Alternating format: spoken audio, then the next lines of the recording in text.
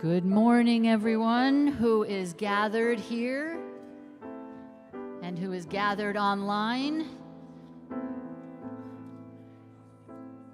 Oops, wrong side. This chant by Philip Porter, a Bay Area composer, artist, and improvisational dance director, encourages us to invite and welcome a sustaining presence of the forces which upholds life. Please rise in body or spirit as we sing our gathering song, gathered here in the mystery of the hour.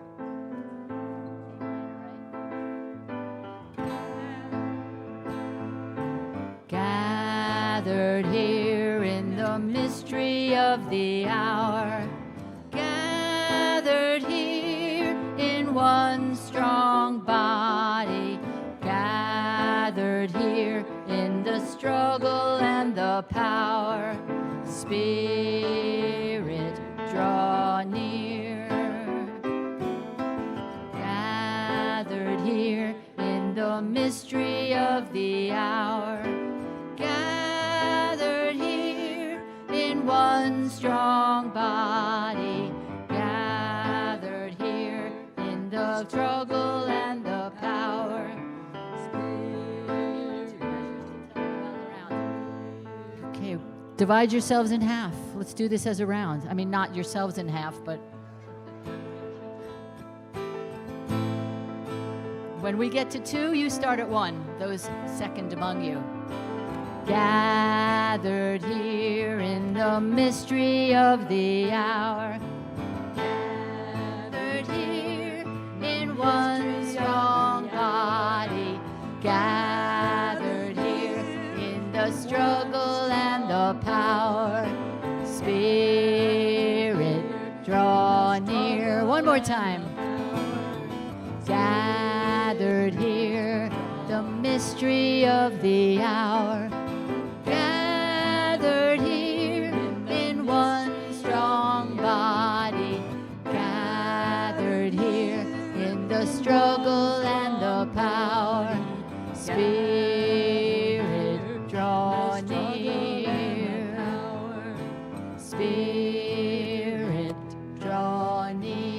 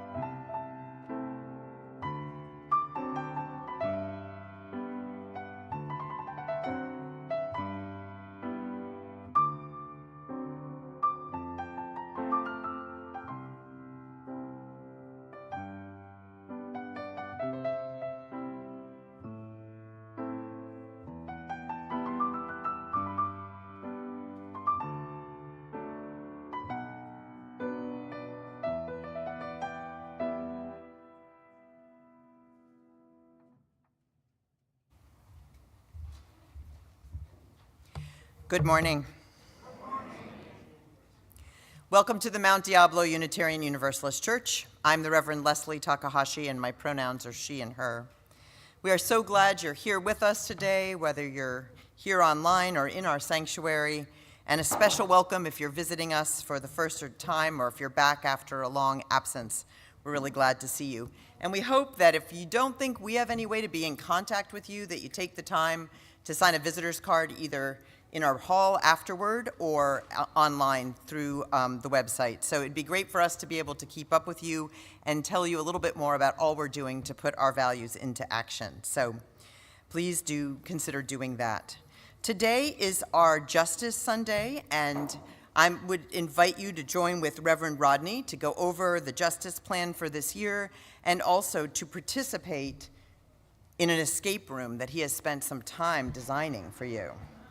So if you've always wondered what an escape room is, you could actually find out today, and that will be an important thing. And if you already know what an escape room is, which I know some of you do, this will be a good chance to see how Reverend Rodney did. Either way, it should be fun. It is important that we bear witness to our neighbors and what's going on with them. So we have been participating in hosting a faith witness outside of the Concord Immigration Court a couple mornings a week, and you can see the Thursday Justice email to sign up.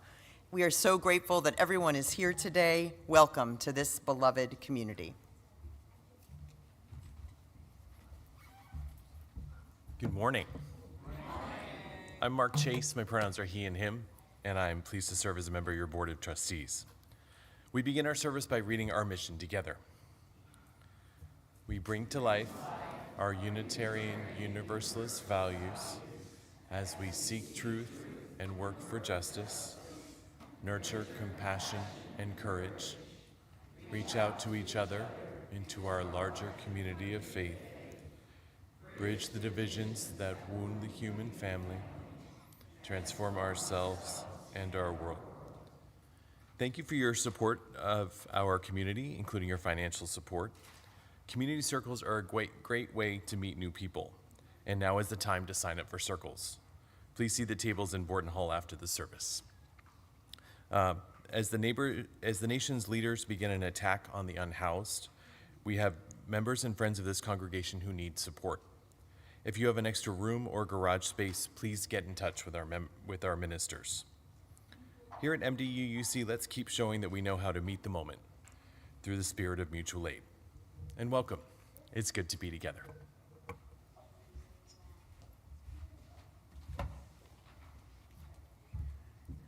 So today we're going to be talking about how we stay focused on being good people, we'll talk about that, in hateful times. And so what I will suggest as we greet one another, you might say to each other is, I see that goodness in you.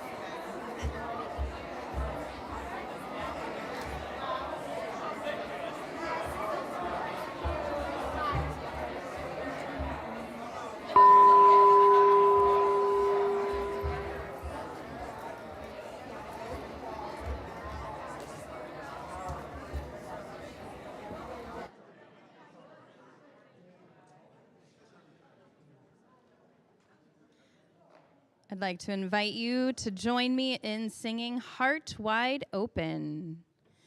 You've got to keep your heart wide open,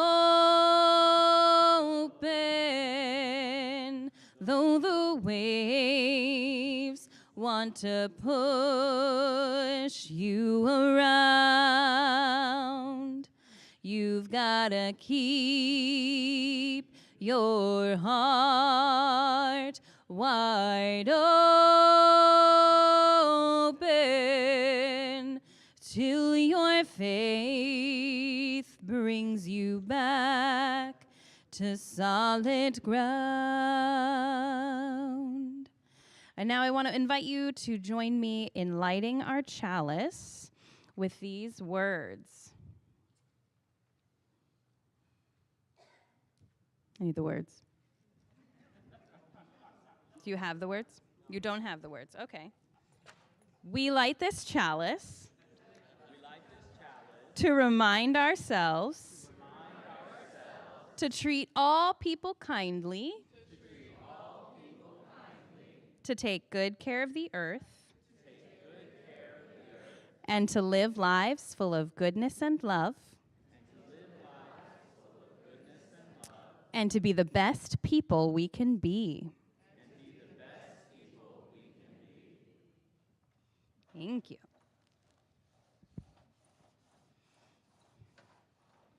And now I'm going to turn it over to our new intern, Aiden, as soon as he's done bringing in the light. It's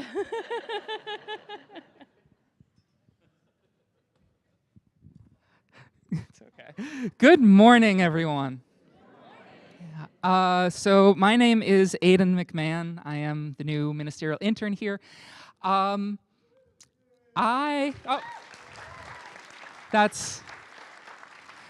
Y'all are too kind. So I wanted to ask if someone here could read what's printed on my t-shirt today. Yes. I commit sins of empathy. Kind of a weird sentence, right? Any just like initial thoughts on that idea? Yes.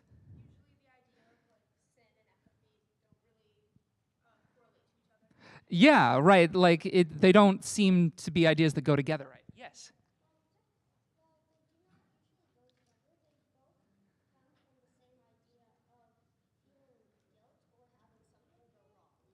Okay, so there is like a feeling dimension that maybe kind of connects these ideas.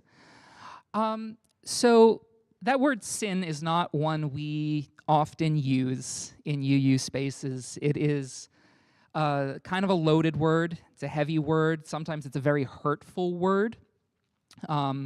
Usually used today to mean like you've done something wrong, you've done something hurtful, you've done something unloving. But that's actually not the origins of the word. Does anyone know the origins of the, like, what we translate into sin? Any guesses? So it's actually an archery term.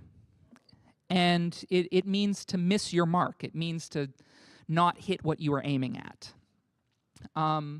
So, like, if you are trying to hit the bullseye and you go wide, that is a sin. Kind of a, and I'm not exactly sure how it drifted to where it is today, but we are here to talk about empathy today, and I'm of the opinion that empathy is a good thing. We, I think, as a community, believe empathy is a good thing. It is a attempt at understanding. Yes. No, I don't think empathy has ever meant a bad thing, but I think some people are trying to misconstrue it into being a bad thing. That's a great question. And I think that's what we're kind of, I'm hopefully going to talk against a little bit here, because empathy is about trying to understand other people, right? Empathy is about being curious. And, since this is my first time in front of all of you, I'm a little bit curious. I've got this ball here, and it just has like little questions on it. So I thought I'd just kind of toss it out, and if you're comfortable, maybe answer one of the questions pick one of your thumbs, whichever one it lands on. Just raise your hands if you're comfortable. Okay.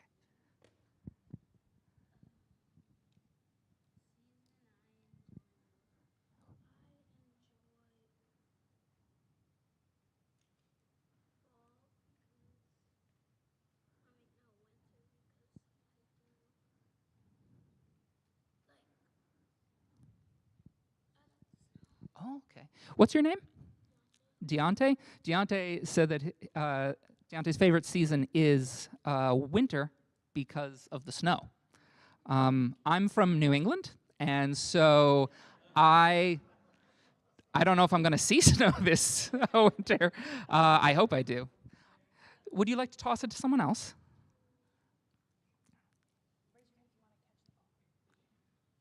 There's a couple behind you. Good catch, good catch.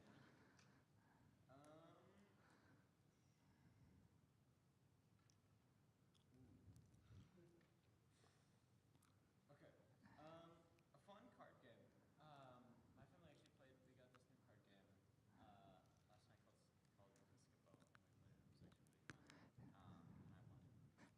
called Skippo. I remember playing that with my grandmother as a kid. It's a great game.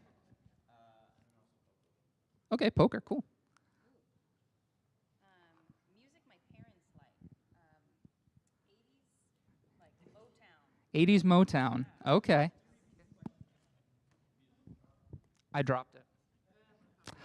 I sinned. I messed up. We should stop playing now. I should stop playing now, right? Because I messed up. No? No? I appreciate that. I really do. So, like was kind of alluded to, there are some folks who are trying to say, or trying to change the narrative around empathy to say that we should only have empathy for certain people, and that having empathy for people they think are the wrong people is a sin, is missing the mark.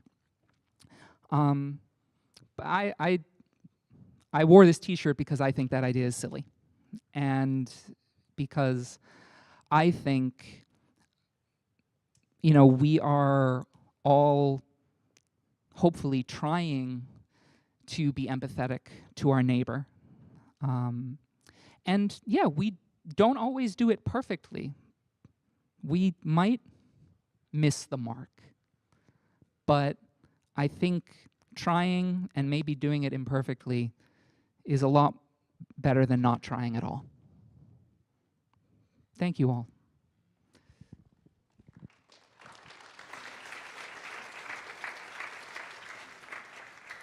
And now I'd like to invite you to join me in singing the children and youth to their activities.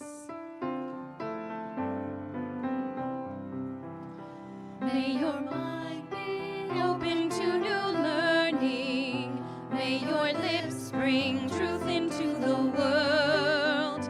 May your hearts know love and your hands do the work of justice as you go your way in peace.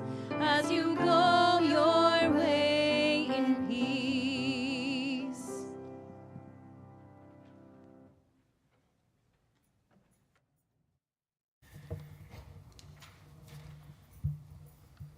Today is the day in our worship together where we intentionally focus our love outward to an external organization and justice partner that we support and care for. And we share half of our offertory today. Today, that organization is the Mount Diablo Peace and Justice Center. Since 1969, the Mount Diablo Peace and Justice Center has worked for a culture of peace through education, advocacy, and community building. They began as an institution right here on our campus, and for many years shared office space with us before moving to their own facilities not too long ago. They are creating an organizing force in Contra Costa County. that takes unfocused dissatisfaction with war and injustice and provides a more peaceful, sustainable, and cooperative way to take that energy and create a better world. Please consider visiting our webpage at MDUUC.org and clicking on the donate button to give generously to this amazing partner in our justice efforts. And if you are here with us in the sanctuary, you can place your donation in an envelope and mark it as Share the Plate later in the service when our ushers collect the offering. Thank you again for giving generously to this one of our justice partners.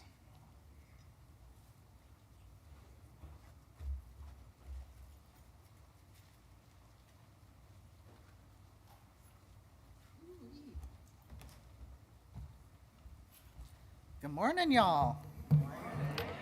My name is Phoenix. I use they, them, or he, him pronouns. Since I was told that today's topic was on empathy, I figured I'd start with something where empathy starts not from listening to other people, but to yourself. When Reverend Leslie approached me to be the worship associate this week, she said the theme was empathy, and she said I'd be a good fit. I said something like, "You're really trying to butter me up for this, aren't you?" "Okay, fine, I'll do it." And then the next day, I had a talk with my therapist and told her what happened. She looked at me and said, "Oh, you're skeptical. What is going on with that?" And I had to think about it for a minute. And I said, well, honestly, I don't have the energy or the funds to help out in a way that I want to. In a world where if you don't fit into a certain mold, it's such a scary and unsettling world. I want to help, even if it's on a small level.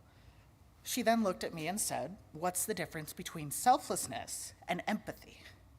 Had to think about it again until she brought up the definition as for selflessness, lack of preoccupation with one's own interest, advancement, desires, etc., and attentiveness to those of others. And empathy being the action of understanding, being aware of, being sensitive to, and vicariously experiencing the feelings, thoughts, and experiences of another. So the definition of empathy just so happens to not be the same as selflessness. Interesting. As a matter of fact, I'm a caregiver for a living. In my trainings, whether it was as a caregiver or a nursing assistant, it was hammered home to me too that taking care of myself is super important in the work of taking care of others. I'm not going to be able to embody empathy nearly as well if I'm emotionally or physically drained. Caregiver burnout is real, and so is empathy fatigue. It's like expecting a car that runs off of gas to keep running on an empty tank.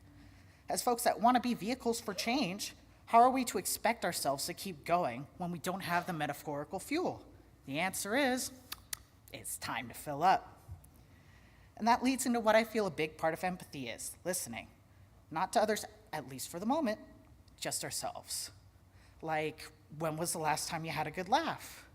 Hung out with friends?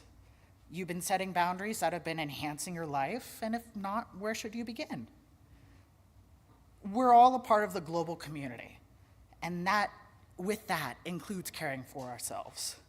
I'm not saying just think for yourself, of course, but I wondered if I needed this reminder, if someone else needed it themselves. Sometimes the first step in taking care of others is caring for yourself. The question I leave you today is, how are you going to give yourself the empathy and care that you wish to give others? Take care, y'all.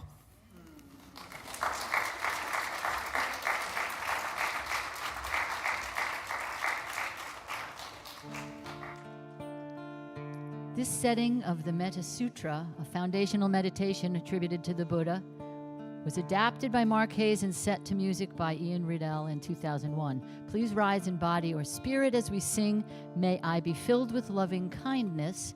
The first time we will sing, May I. We're going to sing it a second time and say, May you be filled. And the third time we're going to sing, thank you. I knew that. Thank you.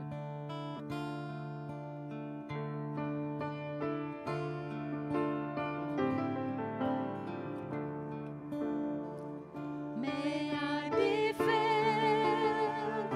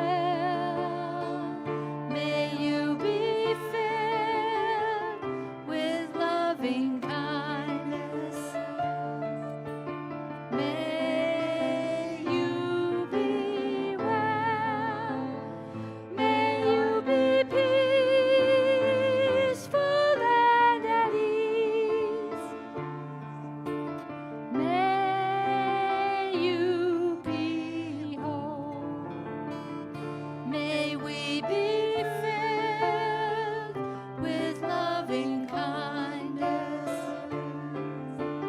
May we be well. May we be filled with loving kindness. May we be well. May we be peaceful and at ease. May we be whole.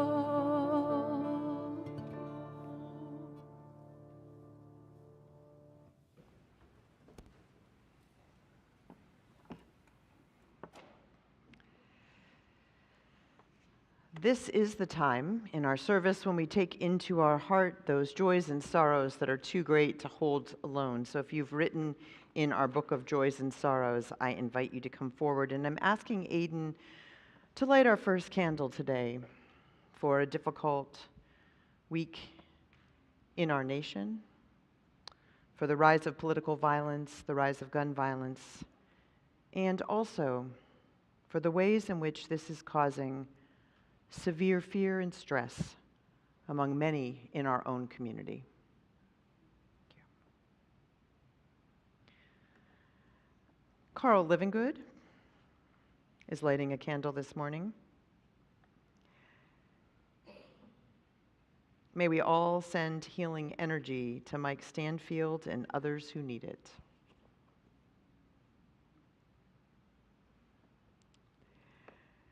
And Jeff Hearns is lighting a candle this morning, sending love and joy to Mike Stanfield, who is back home and plans to join us next week at service.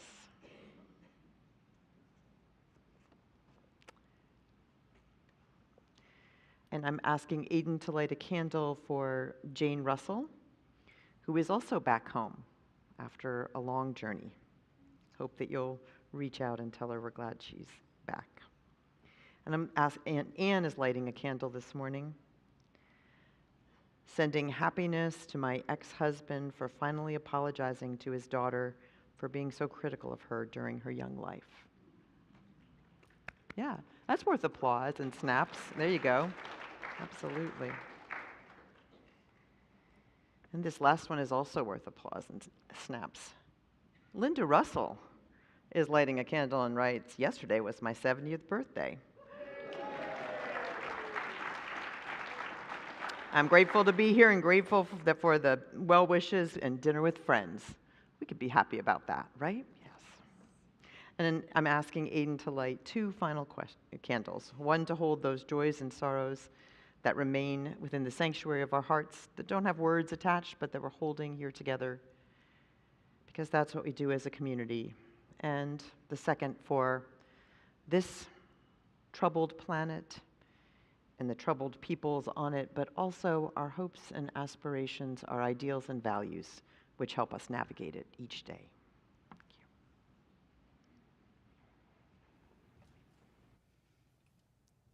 Please remain seated as we sing our meditation hymn, Spirit of Life, written by eco-feminist activist and composer Carolyn McDade as a musical prayer.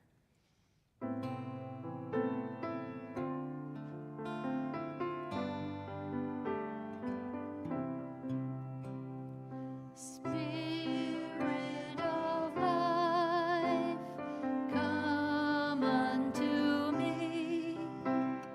Sing in my heart all the stirrings of compassion. Blow in the wind, rise in the sea, move in the air, giving life the shape of justice. Roots hold me close, wings set me free.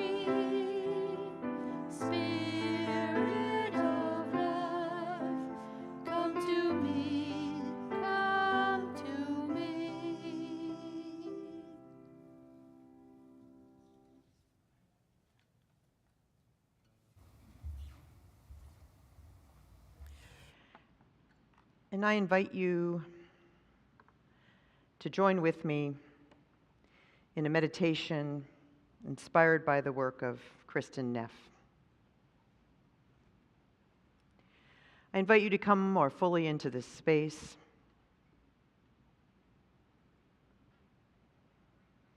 To do so by finding your breath, or perhaps by planting your feet more firmly on the floor beneath you.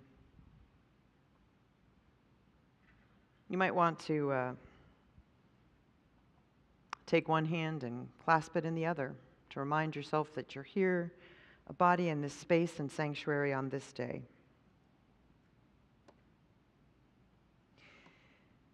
And I'm going to invite you to think about what Dr. Neff calls self-compassion, or what she also refers to now as open-heartedness. Think about something that has been a little bit difficult for you this week. Not the thing that's been the most difficult, but just something that's causing you a little bit of stress. It might be a relationship, a financial worry, a work trouble, some little piece of the news, not the big thing, but just something that really struck you this week. Something that's not overwhelming, but still hard. And as you call that to mind, I invite you to, again, check in with your breath, check in about whether you're feeling that earth floor under your feet. Check in with your sense of your physical being in this place together with other people of goodwill. Allow yourself to get in touch with what is going on with you.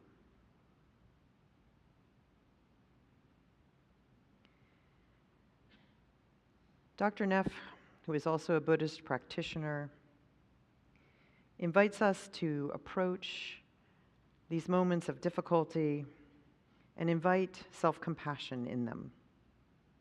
And to do so through three parts. First, to acknowledge that this is a moment of suffering. It might not be the hardest thing you've ever been through or that anyone else you know is going through, but it's a moment of suffering for you in this moment, so you're invited to engage with it.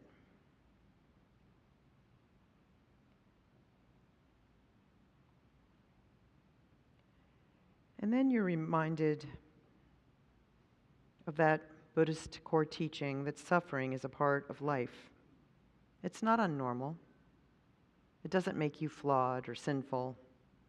It's just part of being human. And finally, in this open-hearted space that you're creating around whatever is causing you distress or discomfort, offer yourself this self-affirmation. May I be kind to myself in this moment. May I offer myself comfort. May I remember my value and worth. And in whatever language you might use, if you were offering compassion, empathy to a good friend, say to yourself, I'm here for you, friend. I'm sorry you're suffering. And even though it is a part of life, let's just be kind right now. And remember that to be well and happy, and wish that we and all beings would be free from suffering.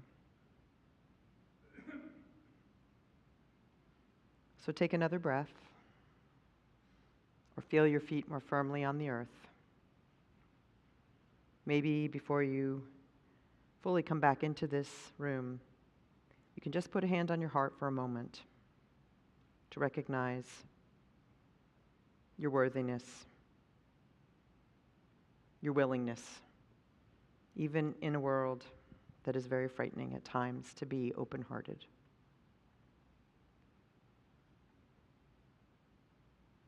Together, May we create the space to feel, to know, to realize, to recognize ourselves and others. So may it be.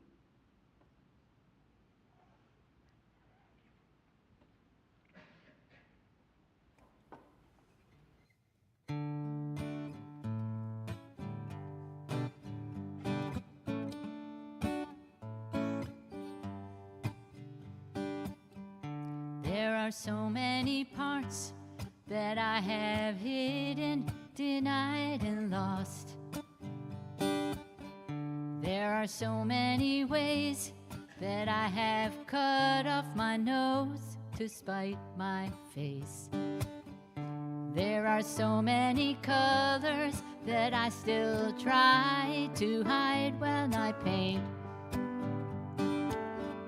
There are so many tunes that I secretly sing as I wait. You come along and invite these parts out of hiding. Oh, this invitation is one that I've stopped fighting. Oh, thank you for seeing me. I feel so less lonely. Thank you for getting me. I'm healed by your empathy.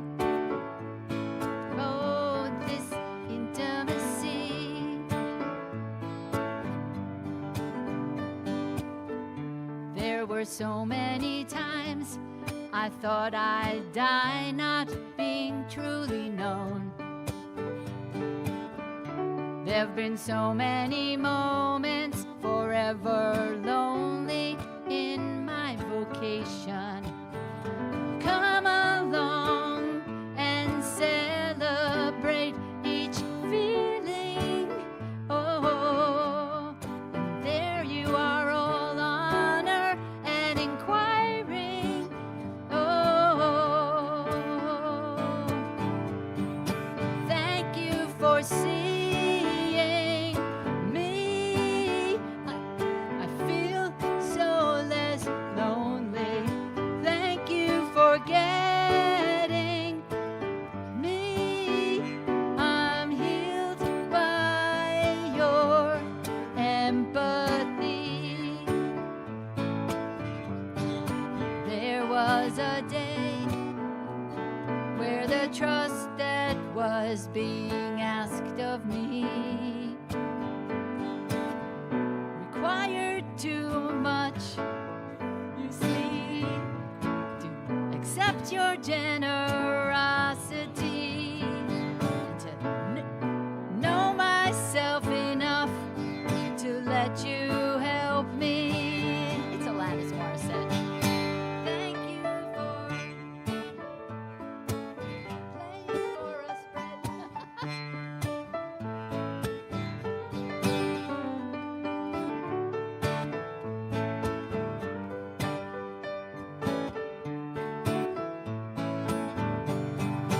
Thank you for seeing me. I feel so less lonely. Thank you for getting me. I'm healed by your empathy. This intimacy.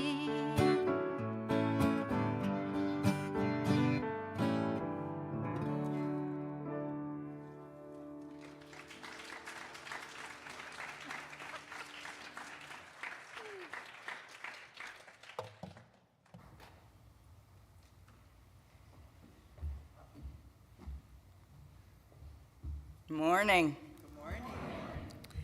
My name is Linda Russell. I'm a member of your Board of Trustees, and my pronouns are she, her, and hers. Someone that I like to check out on Facebook always opens with, "Hi, humans." I love that. It's a very simple greeting. No gender, no race, no sexual orientation, no political or religious affiliation, no relational tags. The ultimate inclusivity. It just puts a smile on my face. This was a really hard week, an emotional week, giving rise to anger, fear, confusion, anxiety. At one point, I simply had to unplug from all the information feeds. I left my home to have dinner and go look at the water near where I live. I was feeling quite tender. This woman came and sat at a table near me, and I thought, I wonder where she is on the spectrum of thought on all that is happening today in this current political climate, especially the events of that particular day. Then the waitstaff brought out 2 high chairs. I paused for a moment, still kind of stuck with my question, but something else became stronger in me, and I said to her, "Wow, you're expecting 2 little people." She looked up at me and she smiled big, and she started telling me about her grandchildren and how excited she was that her daughter was bringing them for dinner shortly. We chatted briefly, and then we both went back to our menus. But in that moment, I realized all that I had been feeling and wondering before that chat was gone. In that moment, it was simply an exchange of humanity. Now, I am not a fan of all humans,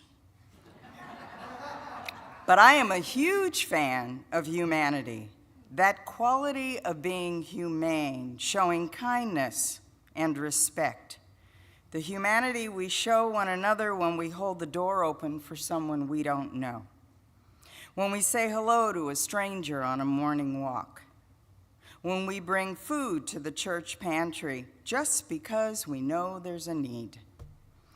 Giving to this community, whether it's in the offering basket, online, through the Give Now button, or through pledging in whatever form we can, is a chance to show your generosity to support the humanity we want to be.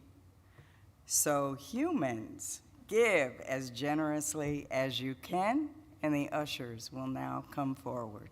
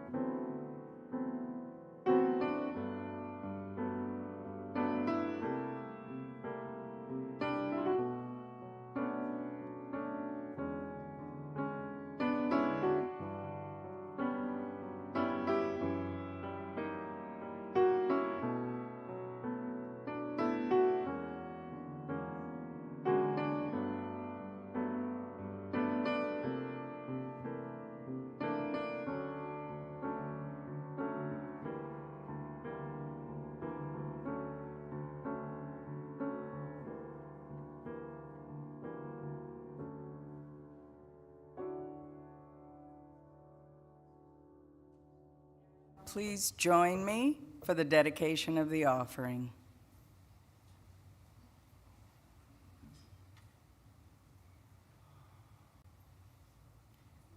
To the work of this community in transforming ourselves and our world, we dedicate ourselves and our offerings.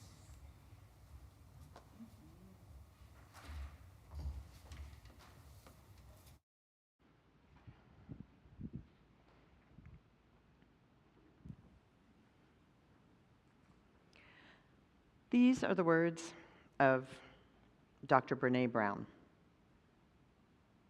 I always think of empathy as this kind of sacred space. When someone's kind of in a deep hole and they shout from the bottom and they say, I'm stuck. It's dark. I'm overwhelmed. and we look and we say, hey, and climb down. We say, I know what it's like down here, and you're not alone. Sympathy is, ooh. It's bad, huh? No. You want a sandwich? Empathy is a choice, and it's a vulnerable choice. In order to connect with you, I have to connect with something in myself that knows that feeling. Rarely, if ever, does an empathetic response begin with, At least. so, I had a miscarriage. At least you know you can get pregnant. I think my marriage is falling apart. At least you have a marriage. John's getting kicked out of school. At least Sarah is a straight A student. Because the truth is, rarely can a response make something better. What makes something better is connection.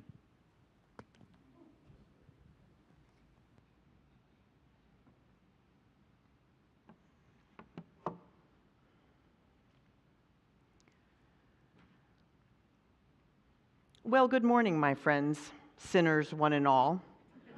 I hope you feel welcome here because you're in good company. These are not my words. They are the words of the Reverend Canon Dana Coley Corsello at the Washington Cathedral on March 30th of this year. Her topic was the sin of empathy, and she was addressing the growing movement among Christian nationalists and their theological kin to declare that empathy was, in fact, a sin. Now, empathy is defined by Dr. Brené Brown, whose words we just read, a researcher at the University of Houston, as a feeling with people, feeling with people. It's not a huge surprise that those who would divide us to keep us separate and powerless do not want us to feel with people. They want us to not be led to that dangerous thing and the only thing that has ever defeated illegitimate power, connection. Now, this will seem like a digression, but it's not. I learned to cook in a home where no one else really did. And that often meant, when I was learning to cook, that we did not have the right ingredients. So I learned at a very young age that there are many ways that you can make a recipe. You don't have eggs, use oil. You don't have butter, use shortening. No sugar, use honey. Now, you do not want to substitute baking soda for baking powder, nor do you ever want to confuse it with cornstarch. Ask me how I know.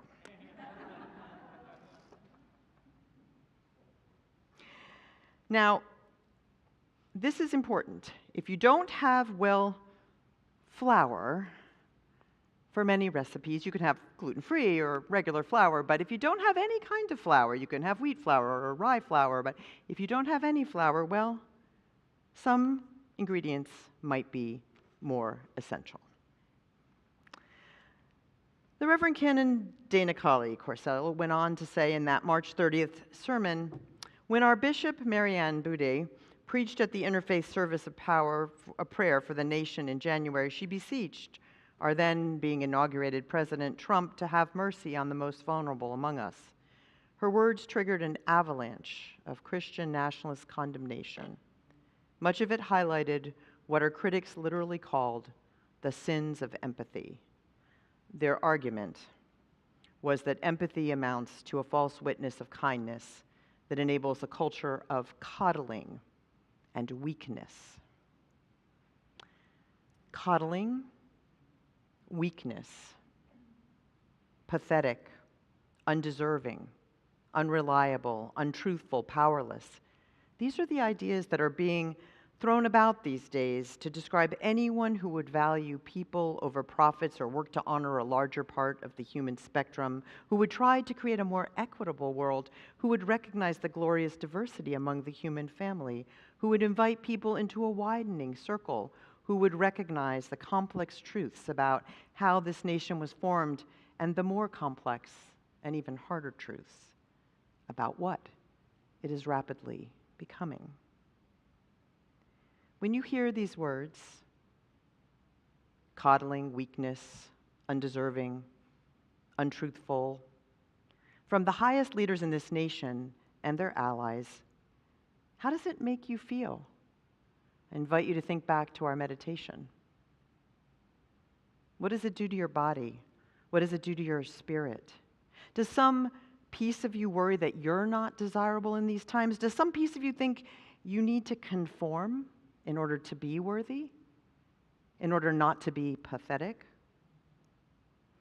Dr. Brené Brown is a researcher on shame, and she defines that painful feeling of not feeling like one belongs or is connected as a way of that's what shame is. And she would warn us that the trickiness of good in a time dominated by those who are only out to prove their own worth is that we have to be sure it doesn't get connected to our own sense of worthiness, those messages that are all around us everywhere. She looks at a variety of the emotions that exist near our desire to connect with the good, and one of them is, in fact, empathy. Now wait, you may be thinking, I read the Friday email, I read the bulletin, the beacon, and I thought we were going to be talking about being a good person in hateful times. What is all this stuff about empathy? Or with connection? I invite you to hang tight so we can talk about this. Because I think we have to think about what we mean by good. Because good is also a complex thing. It has actually two basic forms of definition. One is to have qualities that are desirable in a setting, and the other is to be morally right or in accordance, acting in accordance with your values. So to have qualities that are comfortable and desired in a setting, including the setting we're in right now, might be very different for some of us than acting in accordance with our values. So what kind of good is it that we want to be? I think that's a really important question for us right now. If we want to fit in with a society run by those who want to declare some as more fit and others as less, then you'll need to be more like them. And if you want to be good in the sense of living towards your own values, well, then that is another story. This debate over whether empathy is a sin, thank you for wearing the t-shirt, Aiden. Yep. It's always good to have visual aids.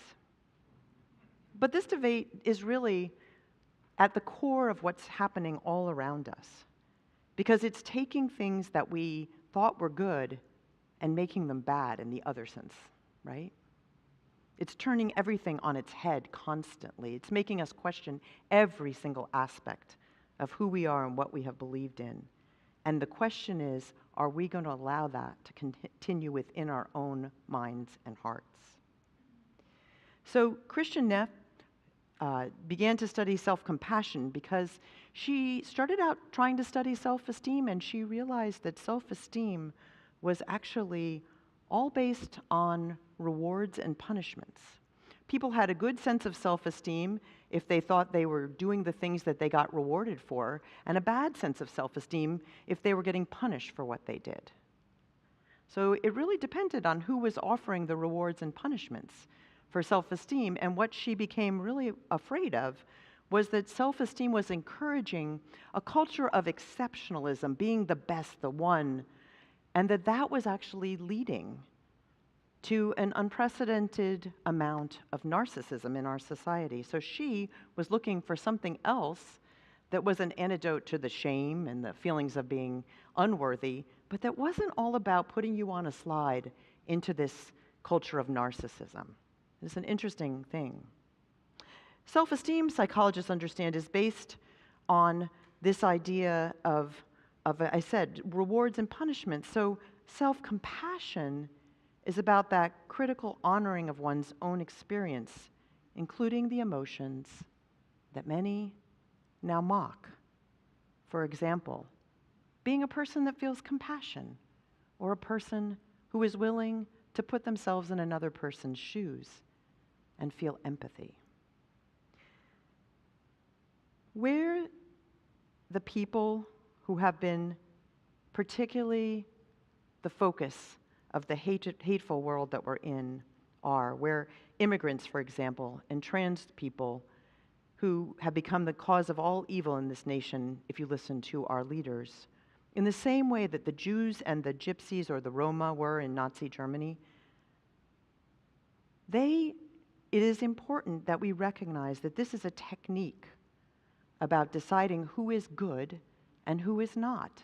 And then it's inviting us to align with the good in that sense, and not the good in our moral sense. So when we ask ourselves how to be good people in these times, we have to ask ourselves, which kind of good do we want to be? Hannah Arendt, who was a philosopher and a political philosopher who studied what did happen when Nazism rose in Germany, talked about the banality of evil, how ordinary people just went along and did not oppose the Nazis, and so allowed them to take over the country and allowed it to become the horror that it was.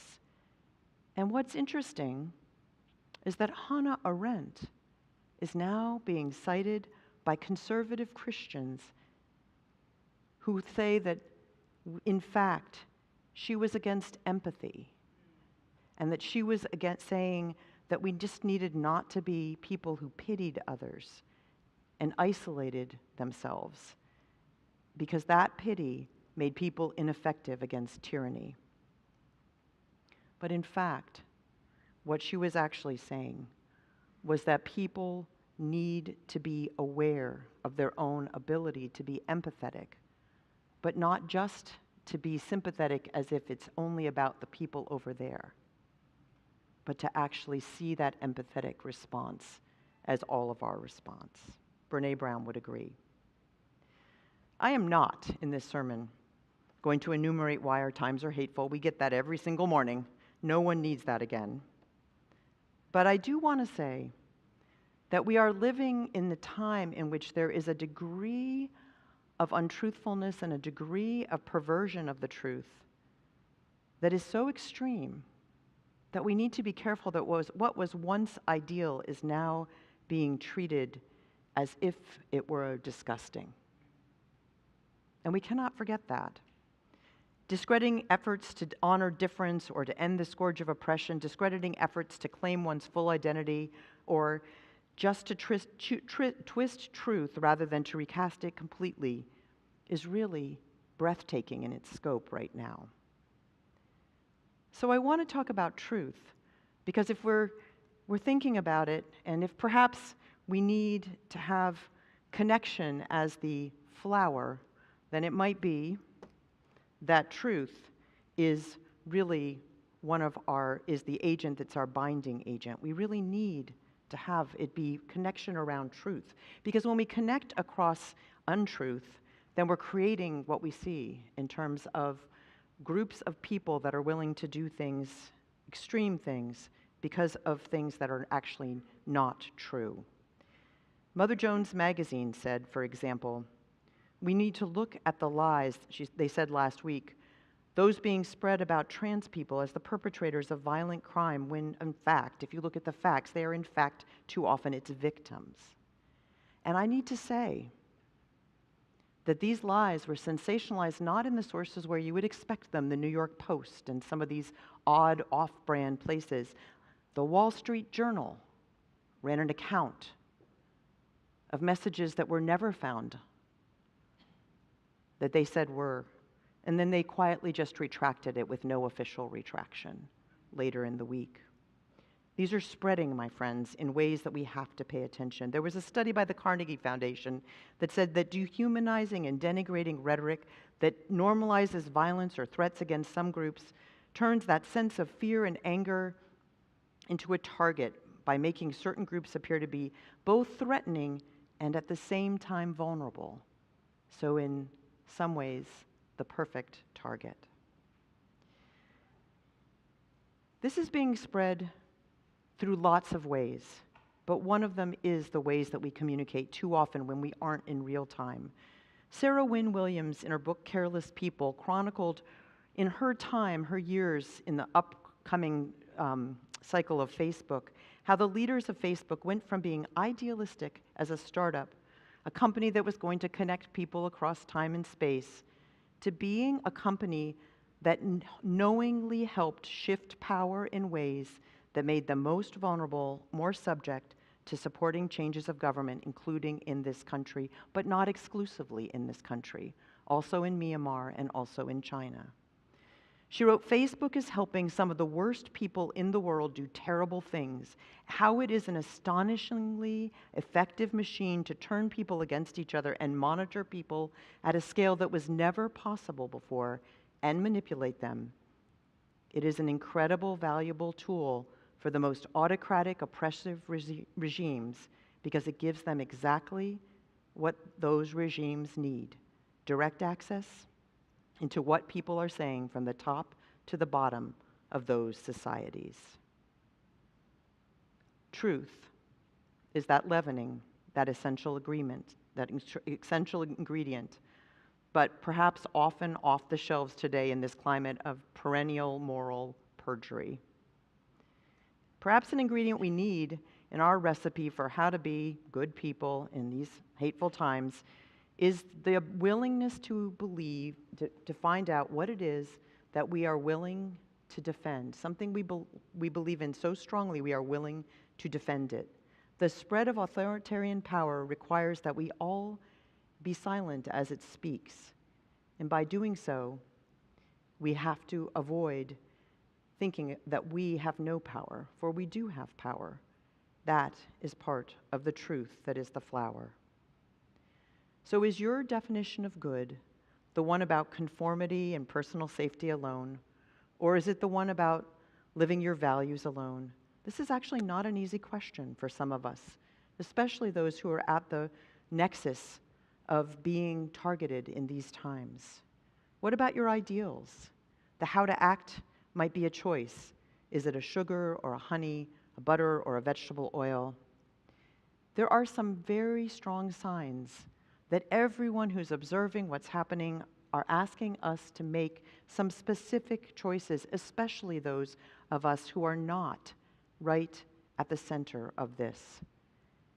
UNICEF, an organization that usually talks about just providing material care for people often, says this: we must counter hate and act in solidarity. Racism is not stupidity. Racism is hate. Racists constantly find excuses to compound their hatred, so let us teach our children an alternative. The Southern Poverty Law Center says we must change the present. If bigoted behavior was accepted in your childhood home, then consider explaining to your siblings that you've changed. I know when we were all growing up, the example they give, we might have told that joke about those people, but as an adult, though, I advocate respect for others, generosity of spirit. So now we get back to the piece that I was so grateful that Phoenix offered. That piece about the sweetening of it, that need for us to remember that we must consider our own open-heartedness, self-empathy, and self-care. For that, without the sweetening, if you just have the flour and the leavening, it's not very good. So we got to keep in mind that we need all of these in our recipe for how to be people who want to live by the values we value in this time. I know talking about how to be a good person in hard times is really pretty difficult. So I'm going to invite you to just take a moment and turn to someone near you and say one thing that you think you might need in your recipe right now. Just take a moment. You might meet someone new. Introduce yourself too.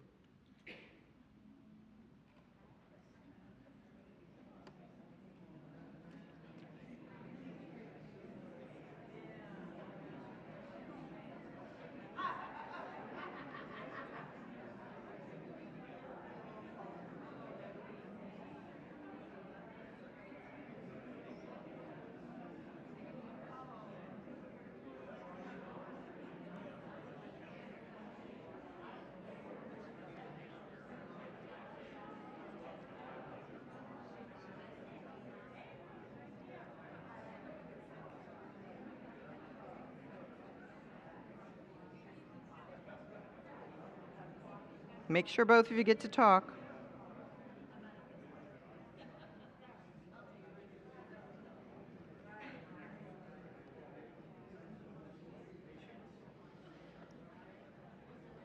Okay.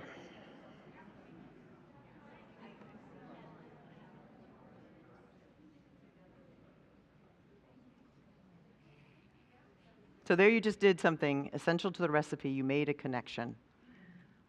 Let's take a breath together. And let's let it out. You know, there might have been a time when we thought that making choices about how to be a good person in hateful times was an easy choice, an easy set of choices, but it's not. And what we're going to need more than anything is the opportunity to talk with one another about what we're seeing, to share perceptions, to share approaches. And that is an important part. And it's why Reverend Rodney and I have been, in our ministers' conversation this year, going to focus on what we can use and what we can't use from our values in these particular times right now. And we'll be meeting again this Wednesday night, so consider coming online or here in person, because it's important for us to talk about this. It's important for us to think about this. Here is the thing. In the whole history of the world, there has never been just one path, only one right path. There have always been opportunities for people to play different parts, to make different recipes. Right now, our Climate Justice Committee had an interesting conversation when they talked about what legislative priorities they might want to support, and they came to the conclusion that perhaps the most important one would be to support Prop 50, which would redistrict and allow us the chance of having some chance to make policy change before it is too late for climate justice. We won't all agree about that, but it's a conversation we need to have.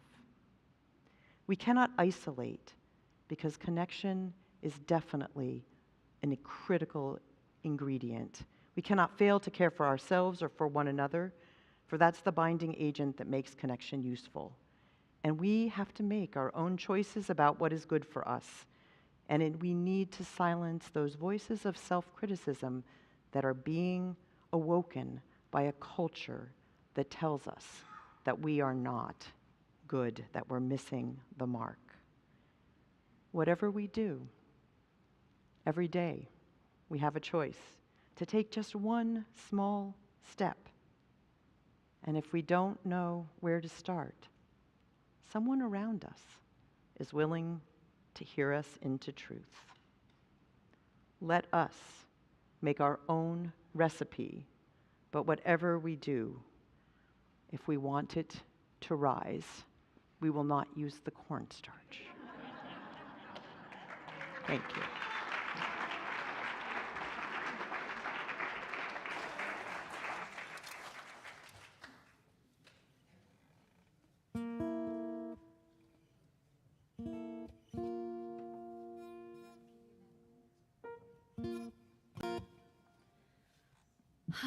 Well, you know, when we commit to a community of any kind, our fates and our fortunes rise and fall together. And And when we play it in the right key, it sounds good. Come on, y'all, let's get on the boat. This boat is steady. This boat is sure. When you're ready, climb aboard. When you're ready, grab an oar. This boat will carry us to the farthest shore. We all know hardship, we all know pain, but nothing ventured means nothing gained. And every rainbow, it needs the rain. You're not alone, try again. 'Cause this boat is steady, this boat is sure. When you're ready, climb aboard. When you're ready, grab an oar. This boat will carry us to the farthest shore. Even if you've been tempest-tossed, even if you feel that all is lost, you feel the thunder roar, had a look at heaven's door. If you're sinking like a stone, this boat will carry you home. This boat is steady, this boat is sure. When you're ready, climb aboard. When you're ready, grab an oar. This boat will carry us to the farthest shore. In this boat, there's nothing we can't do together, no matter the weather, no matter that the charts aren't ours, we will navigate by our stars. This boat is steady. This boat is sure. When you're ready, good job, climb aboard. When you're ready, grab an oar. This boat will carry us to the farthest shore. This boat is steady. Oh, this boat is sure. When you're ready, climb aboard. When you're ready, grab an oar. This boat will carry us to the farthest shore. This boat will carry us to the farthest shore.